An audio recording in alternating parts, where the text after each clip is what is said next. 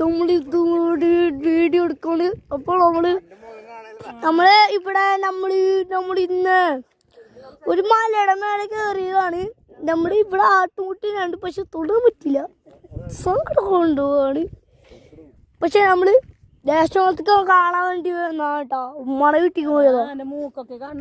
അതോ അപ്പൊ നിങ്ങൾ വിചാരിക്കണ്ടാവും അടിപൊളിയാണെന്ന്, പക്ഷെ നിങ്ങൾ വിചാരിക്കണ പോലെ കണ്ടോ. My God, this is a Surian.